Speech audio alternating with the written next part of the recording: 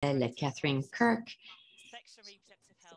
et je suis directrice pour Pathfinder International. Je vous souhaite la bienvenue au webinaire de transformation du système de santé primaire en Éthiopie, où nous entendrons les principales leçons et réussites de l'activité phare de l'USAID d'une durée de 5 ans et plus que nous dirigeons en partenariat avec le ministère de la Santé et qui est mise en œuvre par un consortium dirigé par Pathfinder, GSI Research and Training Institute, Absence Associate et l'Association des sages-femmes éthiopiennes. Nous entrons certains collègues de Pathfinder Éthiopie, Mengistu Asnake, directeur de pays, Dr Bekelai Belayhoun, qui est conseiller de recherche principal, et Dr Luam Tessam, directeur technique de planification familiale et du genre.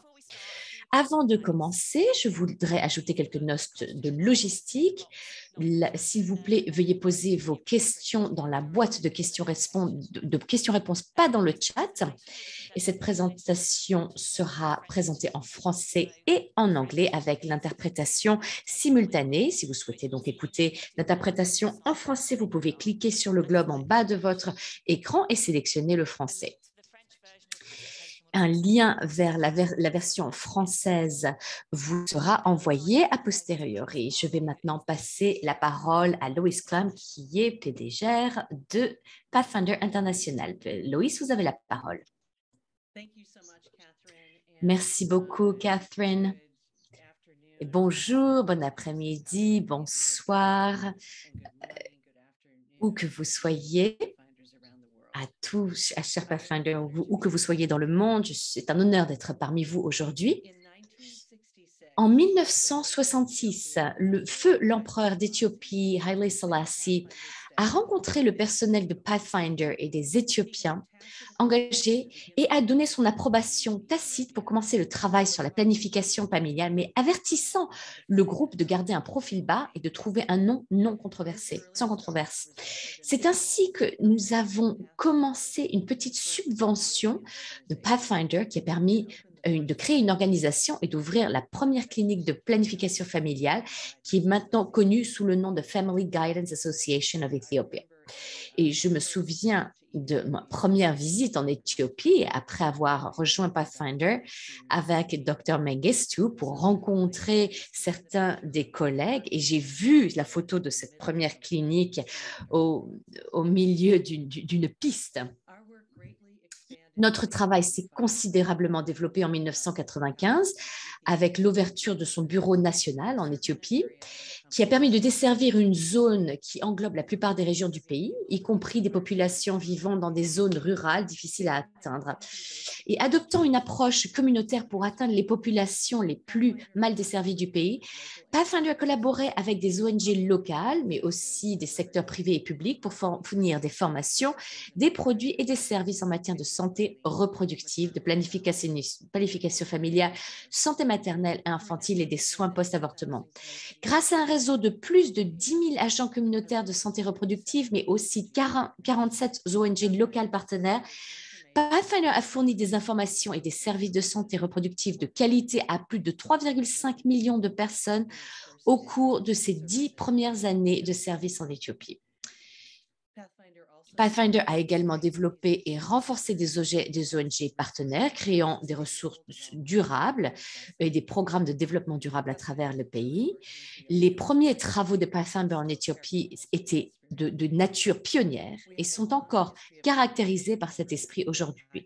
Nous avons une longue histoire de partenariat avec le gouvernement pour apporter des services de haute qualité à des millions d'Éthiopiens vivant dans des régions mal desservies, et ce depuis plus de 25 ans.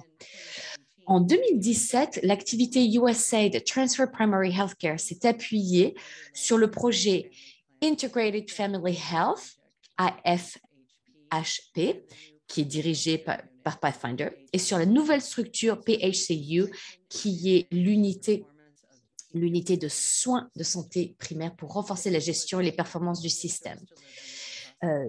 qui a permis de renforcer et d'améliorer la qualité des prestations de services dans le continuum des soins de santé primaire en améliorant les pratiques de santé des ménages et des communautés et des comportements de recherche de santé, tout en renforçant l'apprentissage des programmes pour avoir un impact sur les politiques et les activités liées à la prévention des décès infantiles et maternels. Cette activité s'est associée au gouvernement éthiopien, à USAID et USAID. Dans tout le pays, Pathfinder s'est efforcé de renforcer l'infrastructure sanitaire pour former et encadrer le personnel de santé et veiller à ce que toutes ces personnes reçoivent des soins dont ils ont besoin, notamment au niveau de soins maternels et néonatals, le dépistage et la prévention du cancer du col de l'utérus et des soins de santé liés au genre. Pathfinder a également été un acteur et un partenaire clé du gouvernement dans la prévention du cancer du col de l'utérus. Nous continuons des programmes qui intègrent des activités relatives au cancer du col de l'utérus et au traitement et aux soins du VIH et du sida, la santé maternelle et aux activités de santé sexuelle et reproductive. Pathfinder est extrêmement reconnaissante à l'USAID et au gouvernement éthiopien pour leur soutien continu et leur partenariat dans la mise en œuvre de cette activité, ainsi qu'à notre personnel en Éthiopie pour le succès obtenu au cours de ces 5 dernières années. Et je suis maintenant absolument ravie de vous présenter mes chers collègues, Dr. Mengistu Asnagi. Bien sûr, il n'a plus besoin d'être présenté. Cela fait 25 ans qu'il travaille avec nous et il a permis de nous donner des recommandations dans le pays et je suis extrêmement reconnaissante de son travail. Menge, je te passe la parole et je te remercie pour ton leadership et ton travail. Thank you very much, Lois. Merci beaucoup, Loïs, et merci pour cette remarquable introduction en ce qui concerne le programme en Éthiopie. Bonjour, bon après-midi, bonsoir, chers collègues qui êtes présents aujourd'hui, où que vous soyez dans le monde. Merci d'avoir choisi de faire partie de cette session très importante. Je suis directeur senior pour Pathfinder en Éthiopie et je vais parler. Donc, la première partie de cette présentation va se concentrer sur des informations de base, sur nos stratégies, nos activités, nos approches. Ensuite, nous irons plus en profondeur dans les différentes activités pour la gestion des connexes. Et ensuite, Dr. Louam Desomne prendra la parole, qui est directrice technique et qui va parler de l'impact de cette activité, notamment sur... et je conclurai avec des conclusions et les informations à retenir. USAID transforme les soins de santé. Nous avons eu un accord bilatéral entre les États-Unis et l'Éthiopie dans la prévention des décès infantiles et maternels, conformément au plan de transformation du secteur de la santé du gouvernement éthiopien. L'activité a commencé en janvier 2017 et va se terminer en 2022, du mois de septembre, et un accord de coopération avec Pathfinder International d'une valeur de 120 millions de dollars américains. Avant le début de l'activité, un processus de co-création a été réalisé et qui a constitué la base de toutes les réalisations et les leçons qui seront discutées en partie dans cette session. Donc, ce processus de co-création a impliqué le personnel du consortium, USAID, mais aussi d'autres donateurs, différents niveaux de ministère de la Santé et d'autres partenaires mettant en œuvre des programmes similaires. Et cela a permis de concevoir un plan efficace en réponse aux priorités du plan de transformation du secteur de la santé en matière de prévention des décès infantiles et maternels.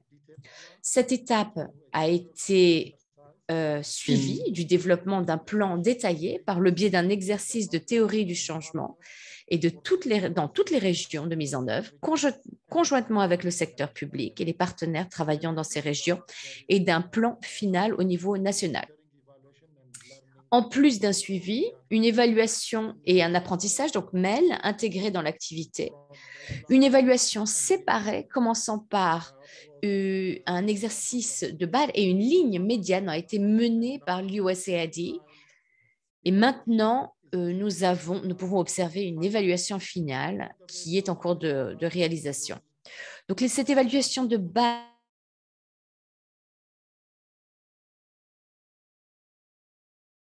activité pour élaborer des plans de travail et s'adapter aux plans de changement. Diapositive suivante. Cette activité se concentre sur 4 domaines principaux, comme vous pouvez le voir, notamment le renforcement du système de santé, la qualité des services, le changement du comportement et des pratiques et l'apprentissage du programme.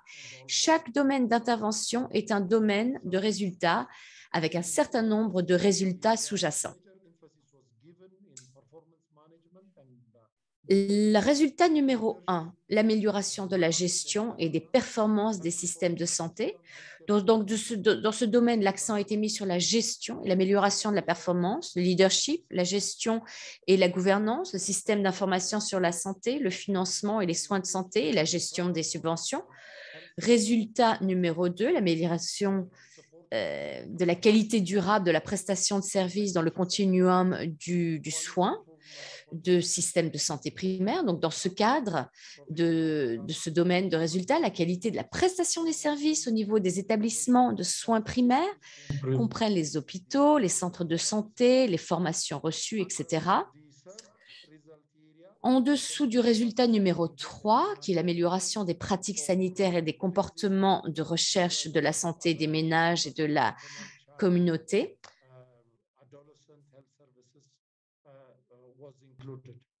Et le dernier cas, du résultat numéro 4, l'accent a été mis sur l'apprentissage en continu, l'adaptation et l'amélioration de l'impact sur la prévention des décès maternels et infantiles. Les résultats de l'apprentissage de l'activité ont été utilisés pour contribuer aux améliorations au sein du progrès et à la contribution aux preuves et aux connaissances nationales et au niveau mondial. Diapositive suivante. L'activité de transformation des soins de santé primaires de l'USAID a été mise en œuvre par un groupe composé d'un groupe diversifié de partenaires qui apportent une excellente connaissance sur le terrain et les capacités de répondre de façon efficace aux défis et de mettre en œuvre des activités couvrant 16 domaines thématiques qui vont par exemple, de la planification familiale, la santé reproductive, santé maternelle néonatale, santé et développement de l'enfant, mais aussi des programmes transversaux, la gestion des performances, système d'information sanitaire, leadership, gestion et gouvernance, financement des soins de santé.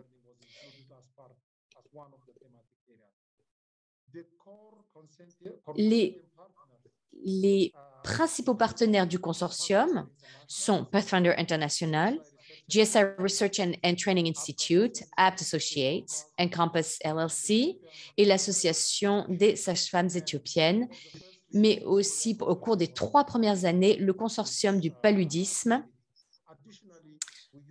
En outre, différents partenaires ressources ont apporté leur expérience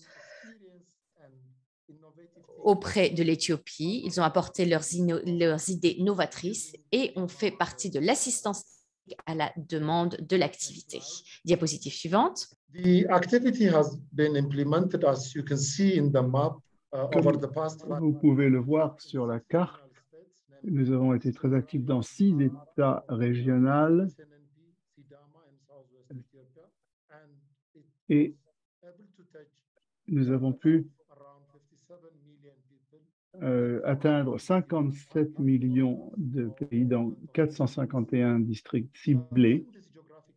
Et dans cette zone géographique, 118 hôpitaux de soins primaires ont bénéficié de notre assistance, ainsi que 1860 centres de santé et plus de 9000 postes de santé. Diapositive suivante.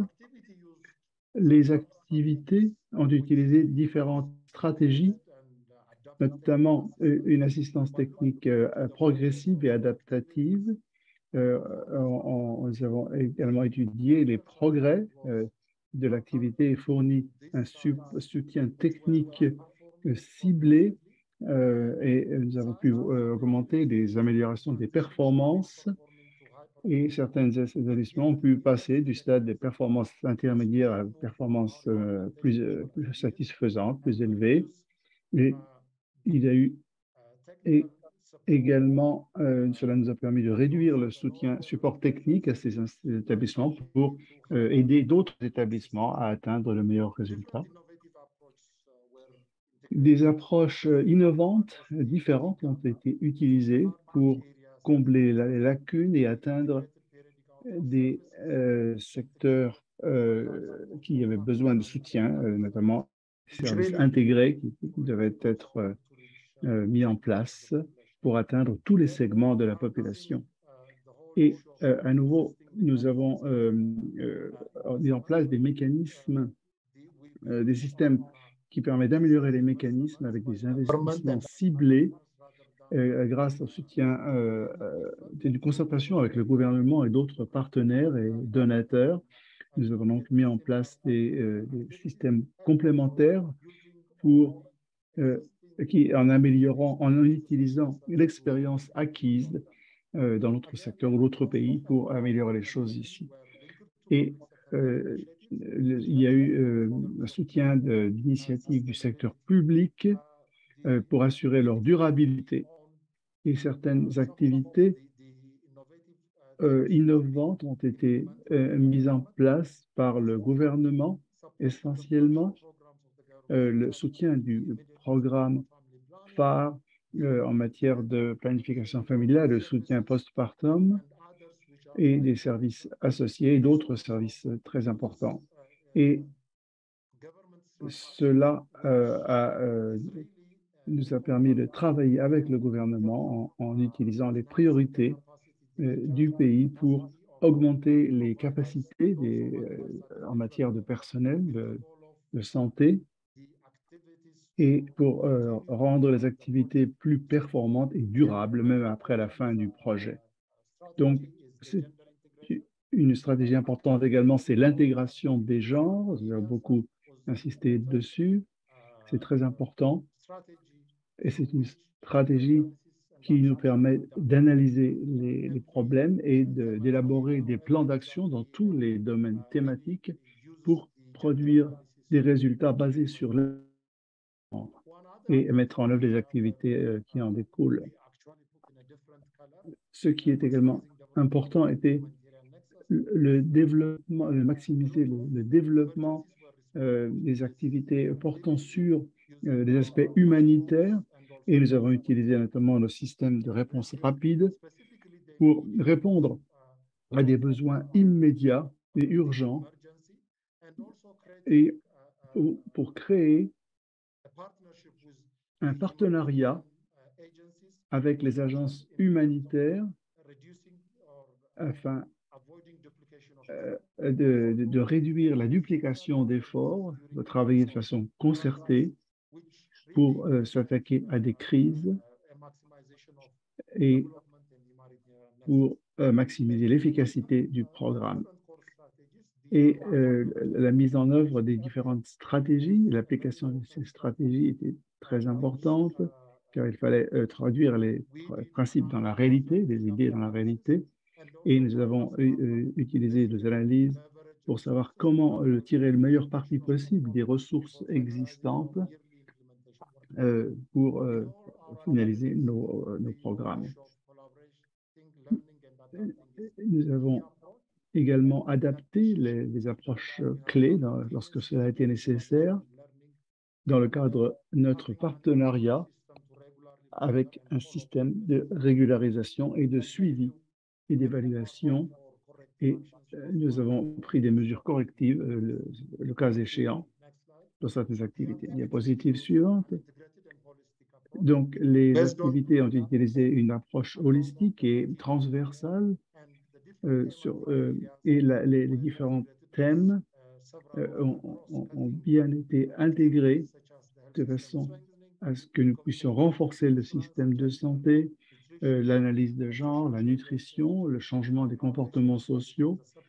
Nos activités innovantes ont été mises en place dans tous ces domaines dans le cadre d'une approche globale et cela a été fait dans le cadre d'un programme de réponse à la crise, à l'urgence en raison de la pandémie et cela nous a permis d'arrêter la dissémination des maladies contagieuses.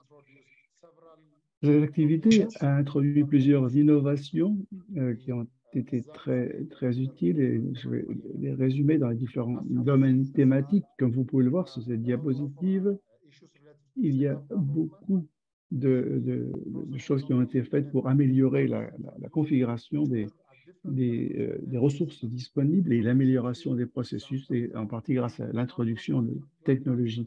Par exemple, nous avons mis en place un exercice de planification familiale qui vise à améliorer la planification, les services de planification familiale dans des endroits ciblés.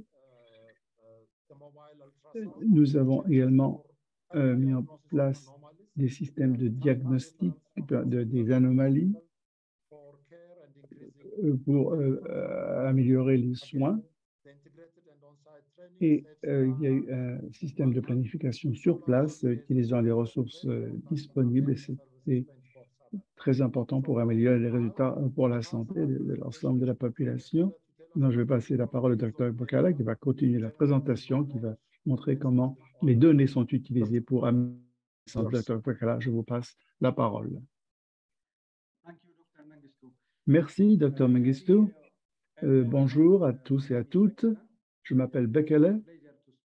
Je suis heureux de parler avec vous sur l'utilisation des données pour produire des connaissances et améliorer l'appropriation des programmes et des projets. Diapositive suivante. Donc, ce que nous comprenons qu'il est important d'agir au moment opportun, bien entendu. Et les responsables des programmes doivent pouvoir s'appuyer sur des données qui rendent cela possible dans le cadre d'un système intégré. Et les équipes de programme, les équipes techniques ont commencé à définir les questions pour les outils de collecte de données. Ils ont commencé à utiliser les données en fonction des besoins. Et les équipes sur le terrain ont également recueilli des données concernant différents domaines thématiques et ils ont essayé d'utiliser ces données et de les présenter sous forme de tableau de bord. Et ensuite, l'équipe de suivi et d'évaluation a soutenu des analyses à l'échelle nationale et régionale pour essayer de combler les lacunes si nécessaire afin de guider les activités et les changements. Et cela inclut l'élaboration de nouveaux programmes. Et tous les membres de l'équipe se sont réunis pour faire des examens trimestriels, pour apprendre et pour déterminer ce qu'il faut changer. Et les responsables du gouvernement ont travaillé avec nous. Ils ont essayé de nous soutenir pour prioriser les actions et faciliter les connexions avec les différentes parties prenantes pour apprendre, pour augmenter l'efficacité. Et notamment, la collaboration avec les donateurs a été très utile pour montrer comment les nouvelles ressources pouvaient être utilisées et pour fournir des directives pour les actions à venir. Toutes les équipes vont continuer à disséminer les données en utilisant les filières appropriées et ensuite nous avons analysé les résultats grâce à ces données que nous recevions progressivement et cela nous a montré ce que nous pourrions faire pour améliorer la situation. Diapositive suivante. Nous avons essayé d'utiliser les mêmes systèmes et structures et nous avons effectué des études avec des visites sur le terrain notamment et nous avons effectué des examens techniques par des discussions et en renforçant notre compréhension commune des objectifs pour voir les choses dans leur contexte général. Il ne faut pas que l'arbre cache la forêt. Il fallait avoir vraiment toujours une vue globale de la situation pour faire en sorte que les actions soient bien ciblées. Et cela nous a servi de guide comme feuille de route pour voir où nous voulions arriver. Et c'était un rappel de ce qu'il fallait faire et des données à utiliser pour comprendre la situation. Nous avons également partagé, divisé les responsabilités dans le cadre de projet sur la base de ces données et en faisant en sorte que tout le monde utilise le tableau de bord et les données pour prendre les décisions. Et tous nos collègues ont examiné ces données régulièrement et les ont utilisées, les données du tableau de bord, pour organiser des plans d'action et présenter les résultats de leurs actions. Et les équipes sur le terrain ont également utilisé de telles données et produit de telles données qui pouvaient être ensuite analysées pour voir ce qui marchait moins bien. Et différents tableaux de bord ont été créés suivant les besoins et l'équipe du bureau du pays de Fassbinder a joué un rôle de soutien, de support technique très important pour savoir ce que nous pourrions faire de façon optimisée. Et le gouvernement et les donateurs ont pu utiliser ce tableau de bord pour voir ce qui se passait. Et nous avons pu discuter et échanger des idées avec eux. Et cela permet de visualiser des processus dynamiques et cela impliquait la participation et la collaboration de toutes les parties prenantes. Diapositive suivante. Et l'équipe a utilisé différentes voies pour accomplir ce qu'il fallait être fait.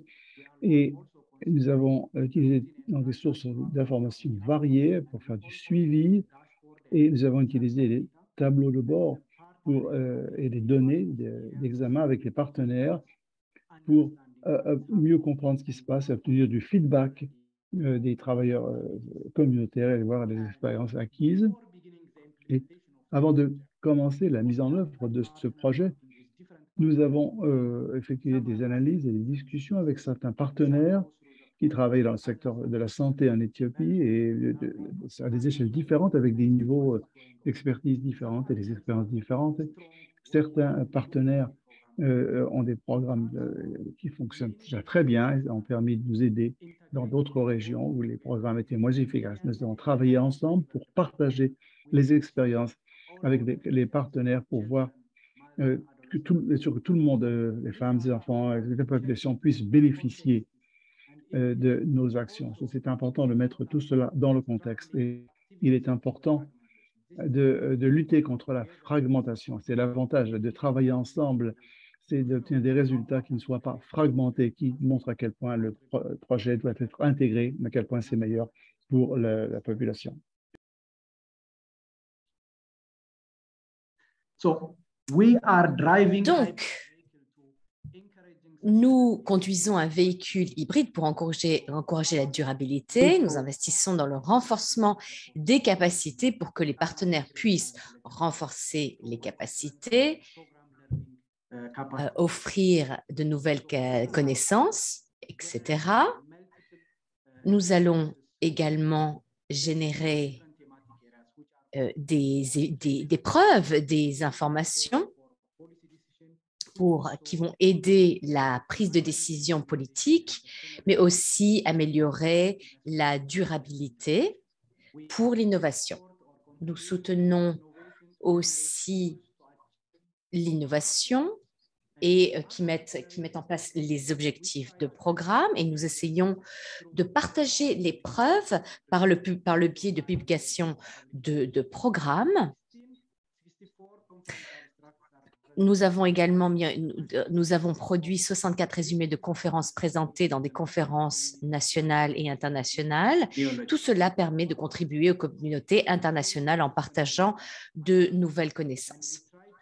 En ce qui concerne l'adaptation, nous essayons de générer un apprentissage de programmes fondé sur des preuves et adapter l'apprentissage du programme au fil du temps.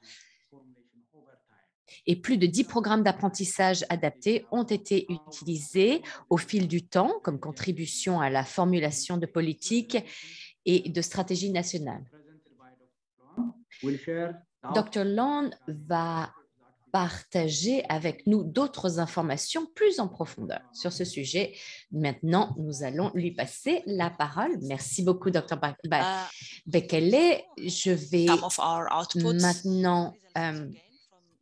vais maintenant passer aux extrants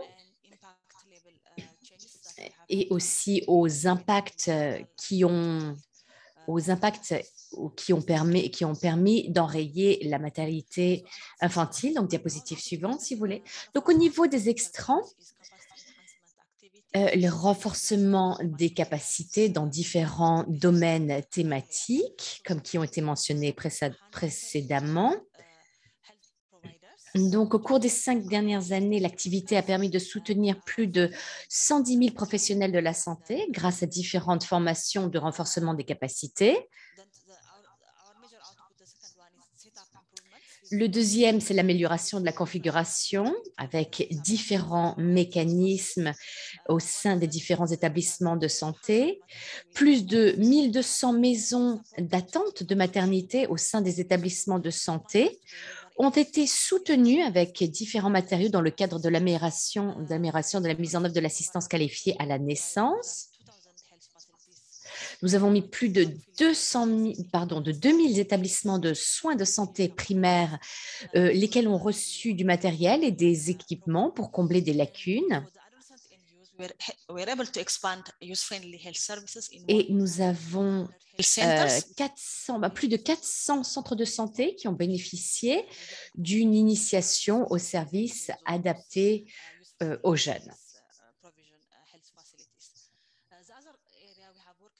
Dans le cadre de l'amélioration des processus des établissements de santé, un certain nombre d'initiatives, d'innovations ont été introduites. Donc, dans différents établissements de santé pour améliorer les processus, et notamment dans des domaines problématiques, et qui ont permis la couverture au niveau de l'assurance maladie communautaire, qui a multiplié par 3.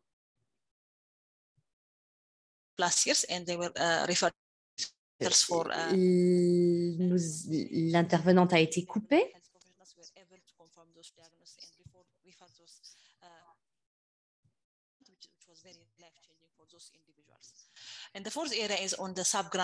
Et le dernier domaine d'intervention sont les subventions secondaires.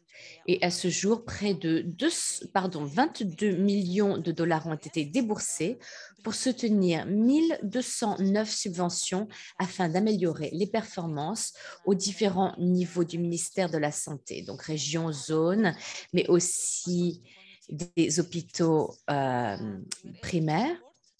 Nous avons été capables de soutenir la couverture d'assurance maladie communautaire qui est multipliée par 3, donc passant de 115 à 353. Une diapositive suivante. Nous allons parler des résultats maintenant. Nous avons pu atteindre près de 16 millions de jeunes, lesquels ont reçu des informations, bénéficié d'informations sur la santé sexuelle et reproductive. Nous avons atteint 16 millions de jeunes avec des informations sur la santé sexuelle et reproductive, dont 6 millions d'adolescents et de jeunes qui ont reçu des services de santé complets et adaptés aux jeunes. 3,7 millions de mères ont reçu des soins relatifs à la naissance. Plus de 3 millions d'enfants ont été traités pour la pneumonie.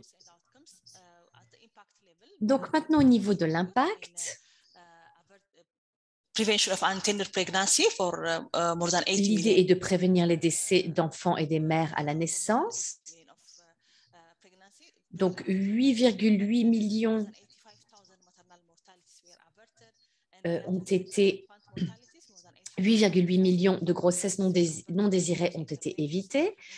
Plus de 85 000 décès maternels ont été évités et près de 900 000 décès infantiles ont été évités. Donc, malgré les résultats encourageants, l'activité a été confrontée à plusieurs défis et qui ont été gérés par différents mécanismes d'adaptation.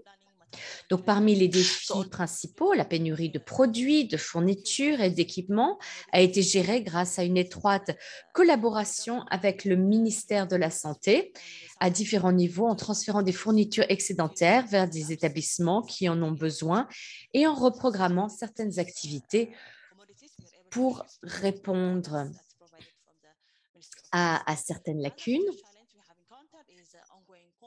L'autre défi à surmonter est l'insécurité et les conflits fréquents dans les différentes régions du pays qui ont été gérés grâce à un plan d'urgence et en accordant la plus haute priorité à la sécurité. Et nous avons également été capables de modifier notre budget ou de réallouer notre budget pour gérer ces insécurités.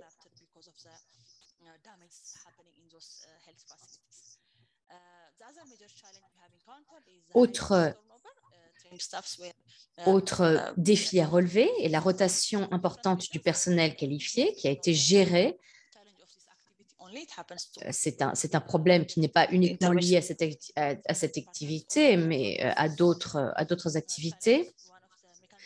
Et cela a été géré par l'introduction de stratégies novatrices telles que les formations sur site et la création de laboratoires de compétences cliniques pour renforcer les capacités. Autre défi important,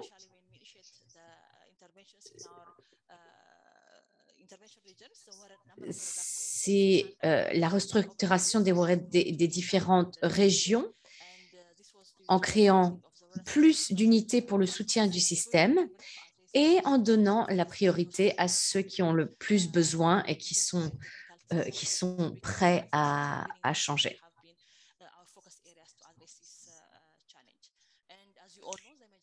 Et bien sûr, comme vous le savez tous, le défi d'un grand nombre d'épidémies, y compris la pandémie du Covid-19, a constitué un défi pour le maintien des services essentiels. Et grâce à la stratégie d'adaptation, il a été possible de répondre à la crise aiguë et de maintenir les services de santé essentiels, ce qui a permis de minimiser la gravité des cas et de sauver des vies. Diapositive suivante. Voici, ce sont des photos pour montrer le soutien apporté lors des situations d'urgence en fournissant des matériaux et des fournitures nécessaires, notamment matériel de laboratoire, mais surtout fournir des services pour venir en aide aux mères qui viennent d'accoucher. Maintenant, la parole à Dr Mengistu. Merci beaucoup. Je vais maintenant me concentrer sur plusieurs leçons qui peuvent être tirées de cette activité et dans cette présentation. Et nous nous concentrerons sur quelques-unes d'entre elles. La première, c'est le soutien du système au niveau des wardas des districts qui va favoriser la création d'unités de soins de santé primaire plus performants notamment les centres de santé au niveau du district. Donc ici, la mobilisation des ressources locales, et cela a été très utile pour comprendre cette analyse du genre pendant le développement du plan et du budget a permis de meilleurs résultats pour l'intégration du genre. Nous avons utilisé des ressources au niveau domestique. Je l'ai dit précédemment, la réponse aux urgences pour assurer la continuité des services essentiels. Donc, dans le passé, en cas de crise, tous des services de routiniers étaient alloués ou étaient redirigés vers la résolution de la crise. Ici, nous avons changé un petit peu la donne. Et donc, une étape modeste mais essentielle pour combler les premières lacunes et assurer le lien avec les efforts de développement.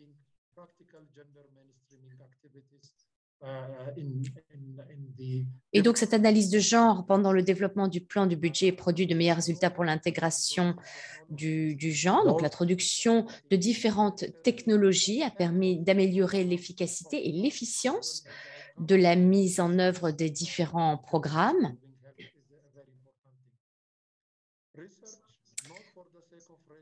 La recherche, pas uniquement pour la production de preuves et de résultats, mais la recherche pour générer des résultats, mais aussi permettre une meilleure prise de décision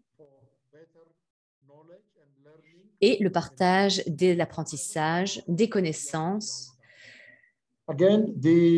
Et pour et dernier point, l'approche des subventions secondaires a créé une meilleure capacité dans le développement de propositions, de projets, pour diversifier les ressources et améliorer les performances.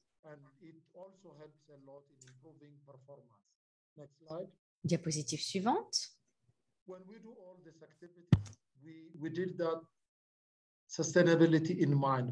Il faut garder bien évidemment la durabilité en tête, à l'esprit.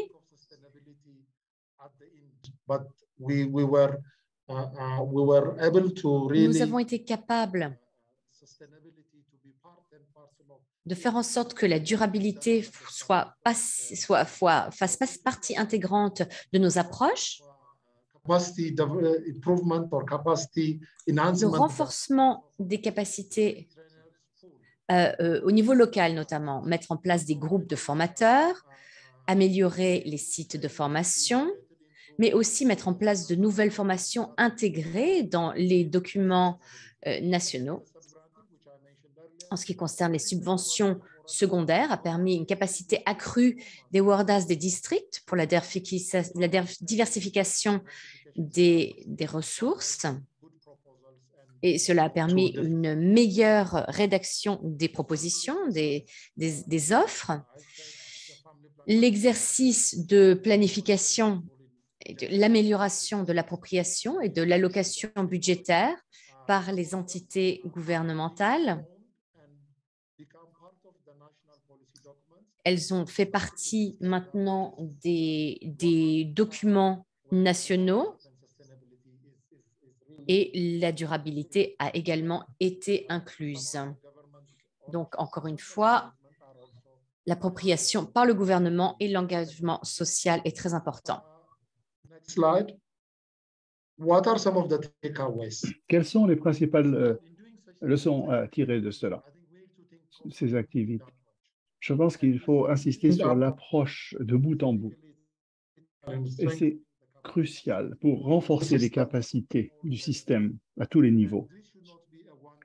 Et ça ne doit pas être une activité unique, cela doit être un processus continu qui permet d'apprendre et de tirer des leçons de ce qui est fait. Et nous devons pouvoir adapter les programmes en nous basant sur les faits, sur les leçons et les données que nous avons obtenues pour appliquer notre stratégie.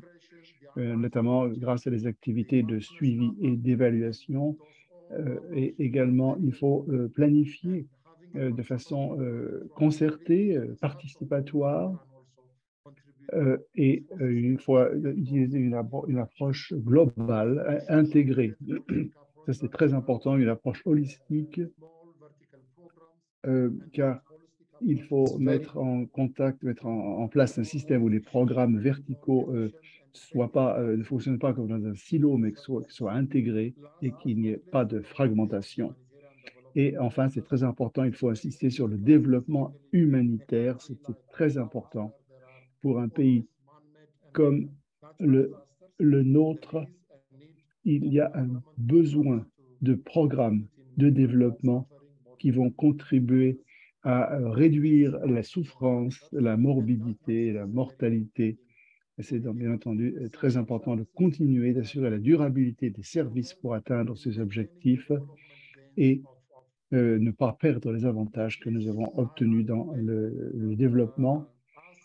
Et nous allons demander aux organisateurs de nous montrer une très brève vidéo qui met en lumière ce dont nous avons parlé. Et après cela, Catherine animera le reste de la session. Merci.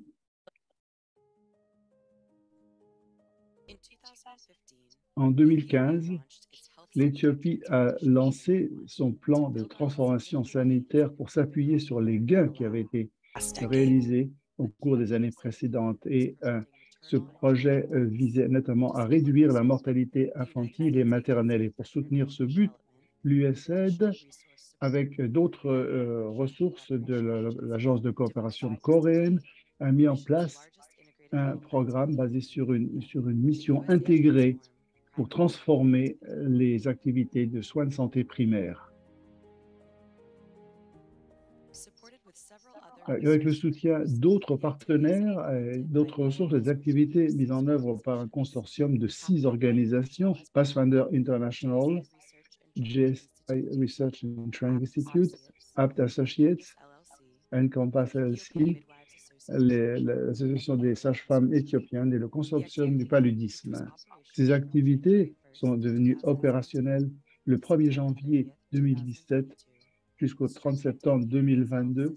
Ils sont en place jusqu'alors et ont renforcé les activités au niveau des soins de santé primaires avec un système d'information très développé au sujet des soins de santé primaires. Son travail a permis d'accroître l'utilisation des services de planification familiale et de soins aux patients, notamment pendant la grossesse et pour l'accouchement, pour réduire la mortalité infantile et maternelle. Il y a eu des systèmes de tests avec des innovations qui ont permis de sauver des vies. Près de 58 millions d'habitants dans 451 districts qu'on appelle Voredas ont bénéficié du soutien fourni par cette activité, notamment avec 118 hôpitaux primaires, 1860 centres de santé, 9345 postes de santé dans les régions d'Amara, d'Oria, de Sidama, du sud, du sud-ouest et du Tigre. Le gouvernement éthiopien a fixé des objectifs visant à réduire la mortalité infantile et maternelle grâce à des plans de transformation des soins de santé dans ce secteur. Et il a intégré cela dans un programme général visant à s'attaquer aux défis, relever les défis les plus importants en matière de santé maternelle et infantile. Nous avons pu transformer les soins de santé primaires pour s'attaquer à ce problème des décès maternels. Et nous avons organisé des exercices qui ont permis de faire comprendre les mesures à prendre au niveau national avec la collaboration de différentes parties prenantes, notamment au niveau régional également. Et cela nous a permis de mettre en œuvre des plans d'action de protection pour sauver des vies dans les hôpitaux et dans les établissements de santé. Nous avons bénéficié du soutien technique et financier et ce programme a duré 5 ans. sur la base de notre expérience passée de Pathfinder et JSI et ont permis de tirer parti des leçons apprises pour améliorer les performances du système de santé. C'était la clé vraiment pour assurer la durabilité du système pour les soins de santé primaires dans les districts ciblés. Et cela nous a permis de faire bénéficier de nos services par un grand nombre d'établissements de santé ou de postes de santé.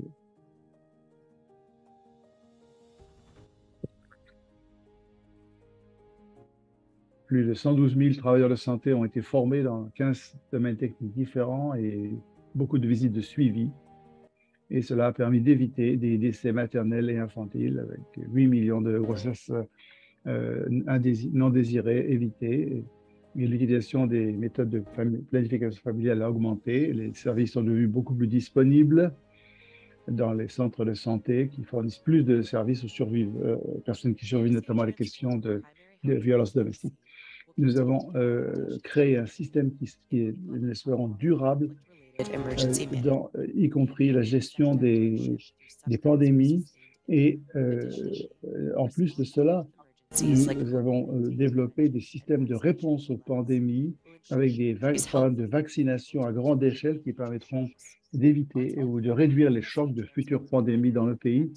Et l'USAID a pu transformer des activités pour renforcer le système de santé de l'Éthiopie.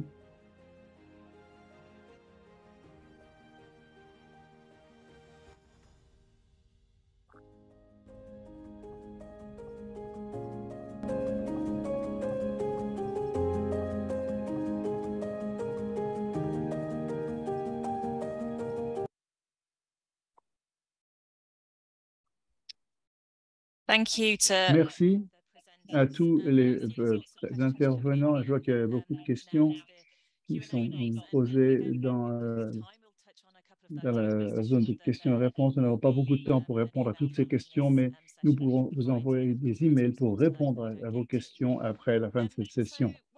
Car il ne nous reste que quelques minutes. Une question pour le Dr. Mengistu. Il a mentionné un budget adapté à des réponses rapides pour les crises. Pouvez-vous nous parler plus de ce système et en quelle mesure ça a été utile pour répondre à la pandémie de COVID-19, pour assurer l'accès aux services à la plus grande partie de la population, et comment ça a été adapté pour tenir compte des effets humanitaires de la crise.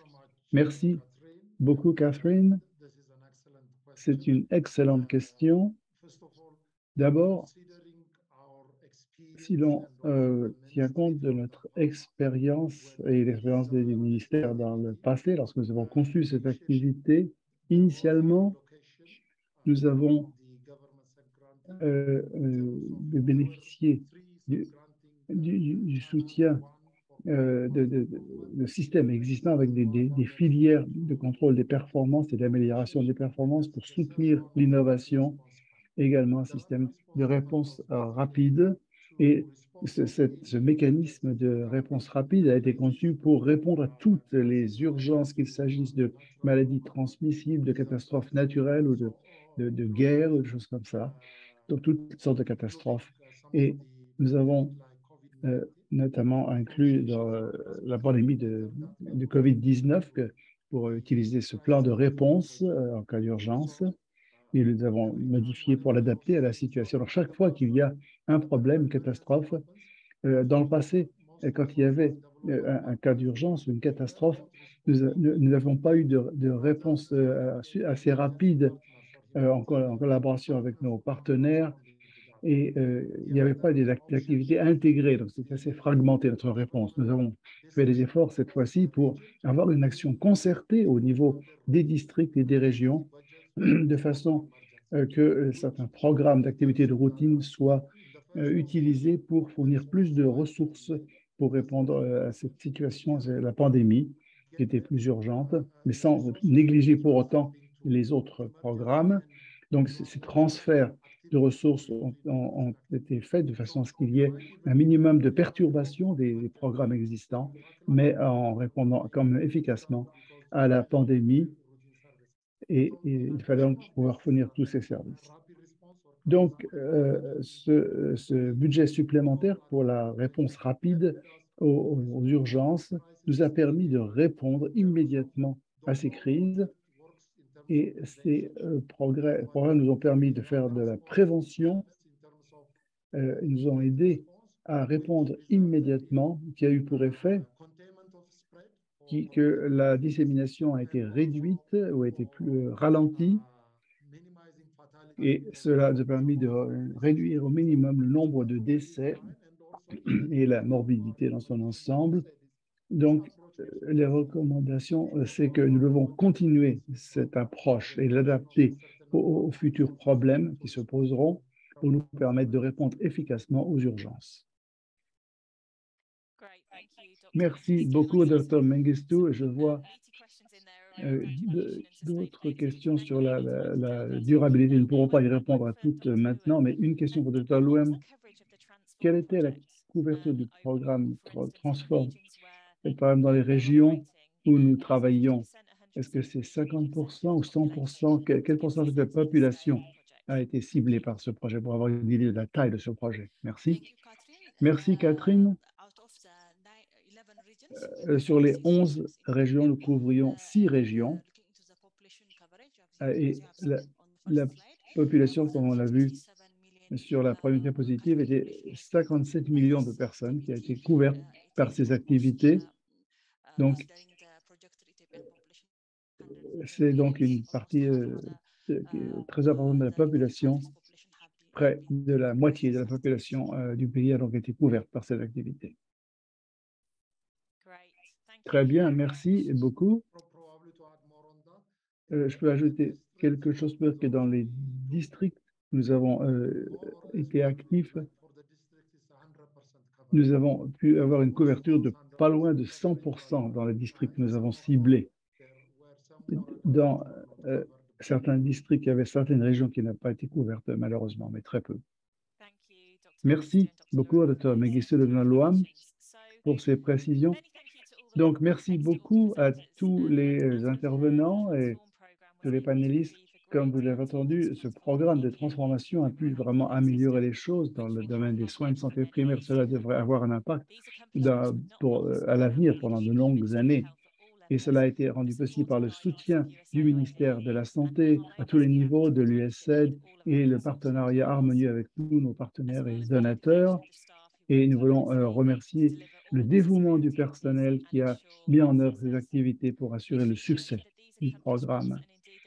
Ces accomplissements, ces résultats doivent être rendus durables et nous n'avons pas encore de garantie que ce sera le cas. Donc, Pathfinder continuera à aider à assurer la durabilité de ces améliorations pour couvrir toute la population en tenant compte des priorités du pays. Si vous voulez apprendre plus sur ce programme de transformation, nous allons partager des informations sur notre site et nous répondrons à toutes les questions qui ont été posées auxquelles nous n'avons pas eu le temps de répondre. Et ce sera envoyé par email à toutes les personnes qui sont inscrites. Donc, merci beaucoup à tout le monde pour votre participation et bonne fin de journée à tout le monde.